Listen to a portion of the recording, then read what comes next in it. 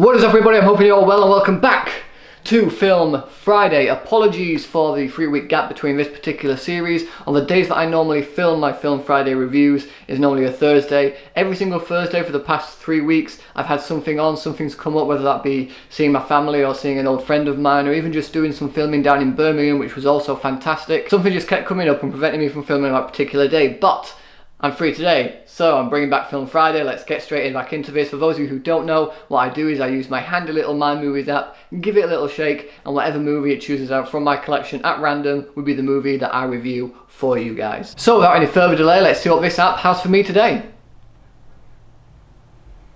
It's not a movie. Also not a movie. Hey, that's a movie. Have I reviewed that though? Okay, I've just checked my channel. It doesn't look like I've actually reviewed Jumanji Welcome to the Jungle yet, so that's going to be the movie that I review for you guys next. So let's get straight into this. I'll do what I usually do and take the movie out of my collection, rewatch it, and then record my thoughts on it.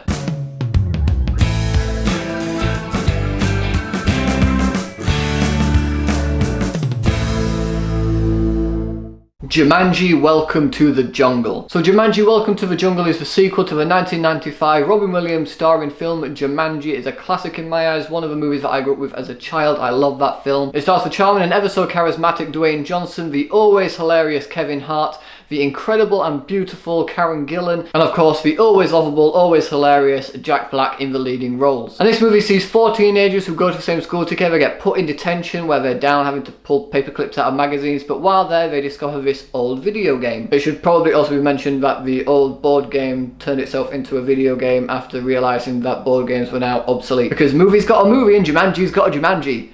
I don't know what that was, I'll keep that in. But after plugging the game in and selecting their characters, they are sucked into this game and are now embodying the very avatars that they chose. And in order to escape the game and get back to their normal lives, they have to complete the entire levels of Jumanji without dying or losing the 3 lives that they have. Because if they do lose those 3 lives and do actually end up dying in the actual game, they pretty much die in real life apparently. So if someone dies and then the others come back, and then will they see the body of the person that didn't make it? Could you imagine how dark that would have been if someone had actually died and then they came back out and then saw the body of one of their friends, like, oh shit, they didn't make it, that's a shame.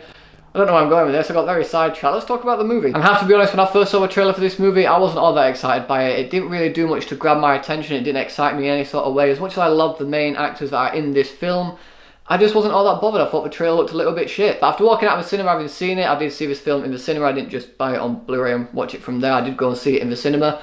I was very surprised by this film. I actually really enjoyed this movie. I had a really good time with it. And one of the main reasons for that is the main cast in this movie all embrace the characters that they're supposed to be portraying from the real world. For example, you're used to seeing The Rock play the big action hero in most of his films, but in this movie he's not that character. He is the avatar for a kid who's chosen that character, and that kid is quite a nervous character. He's scared by quite a lot of things, he's got a lot of allergies, and so in that The Rock isn't the fearless action hero that you'd expect him to normally play in his other films. He's quite a reserved character. A lot of things scare him in this film. I just realised I keep calling him The Rock when his name's Dwayne Johnson, but I grew up with WWE and I call him The Rock. I've known him as The Rock, he's The Rock. In contrast to that, you've got Kevin Hart, who in most of his films, when he's in an action movie, plays the one who is quite scared of everything. He's a normal guy who doesn't want to be in the situations that he's in. And yes, sure, while the person who's chosen his avatar doesn't want to be in this situation and cracks wisecracks, and it is very much Kevin Hart-ish, he's not as scared of things like he is normally in his other roles. You've also got Karen Gillan in this movie, who I think is an incredibly talented actress, who is being embodied by someone who doesn't have much body confidence. She doesn't see herself as a very beautiful person. She's a very nervous person around people. The character embodying her avatar also seems to have a lot of social anxiety, so Karen Gillan had to portray that throughout her performance, and I think she did a very good job with that. And then you've got, without a doubt, one of my favourite characters in this entire movie, played by the oh so lovable Jack Black. He's embodied by the character of Bethany, who's the type of girl that constantly posts selfies on Instagram, is constantly talking about how good she looks, is always on her phone, so when she is thrust into this jungle without her phone, without anything like that, she feels lost. Even more so when she realises that she is embodying a fat middle-aged man, or what she calls a fat middle-aged man. I'm not calling Jack Black fat there, but he just soaked up every single bit of this role, while every other actor in this movie did a great job of portraying the characters that were embodying their avatars and getting down their mannerisms really well. Jack Black just seemed to go the extra mile in this movie. He was hilarious, especially in the scene where he has to go to the toilet for the first time using his his thing. I was absolutely howling at that scene. Everything that Jack Black did in this movie, from the subtle looks that he did to his line delivery, everything he did in this movie was fantastic. I loved him in this film. The rest of the cast all did a really good job as well. You've also got Nick Jonas in this movie, who makes a small appearance,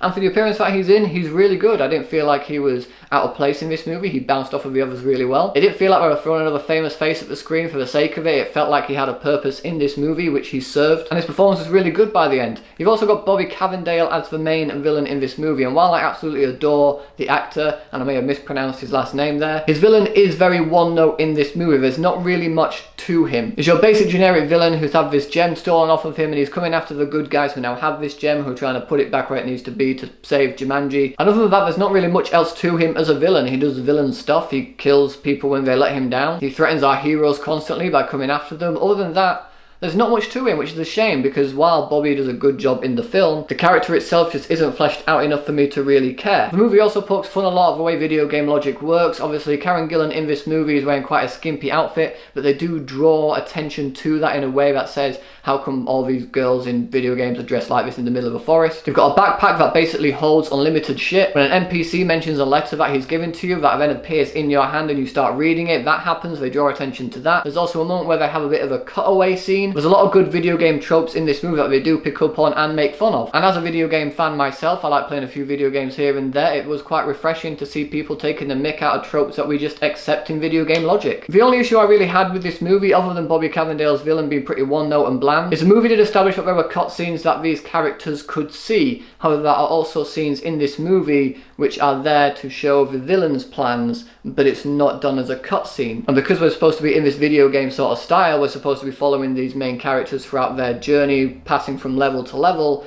it felt a little bit jarring going from them to a scene which establishes, you know, the bad guy being a bad guy doing bad guy things, when it wasn't a cutaway, it wasn't set up as a cutaway, it was just there to flesh him out more. And while I understand they need to do this to obviously flesh out the villain and give him more screen time to make you go, ooh, this is the bad guy, you need to be scared of him, it did feel a little bit out of place. Especially when they set up the whole cutaway thing before, it just felt a little bit weird to suddenly go into a scene involving not our main characters that are being played by other characters, if that makes sense. It just felt a bit weird considering they'd established the cutaway gimmick to go from our main characters, or at least the characters playing these avatars who we're supposed to be following throughout the entire film, and then go to these villains who's not being played by anyone. Like, there's no real reason in video game logic anyway why we should be seeing them. It's purely there for the film and to flesh out these villains more. Other than that, I don't really have much of an issue with this movie. I mean, the CGI can be a little bit shoddy here and there, but it's not too noticeable that I'm like, it's horrible and it pulls me out of the film. The majority of the comedy really does work in this movie. There are a lot of good laugh out loud moments in this film. The chemistry between the ensemble cast is fantastic. They bounce off of each other really well.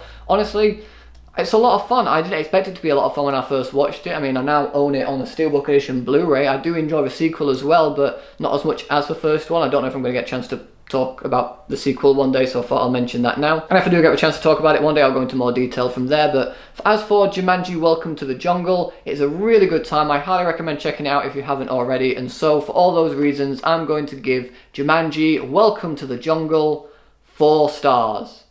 So, Jumanji, Welcome to the Jungle. Have you guys seen it all? What were your thoughts about it? And what order do the Jumanji films rank for you? Obviously, for me, the first one is still a classic in my eyes. Then it would be Welcome to the Jungle, and then Jumanji, the next level. Whatever your thoughts are, let me know in the comment section below. And as always, if you like this video, please give it a thumbs up, share it with your friends, and if you want to see more videos just like this one, then subscribe to my channel for more. Thanks again for watching. You guys are awesome, and I will see you all in the next video.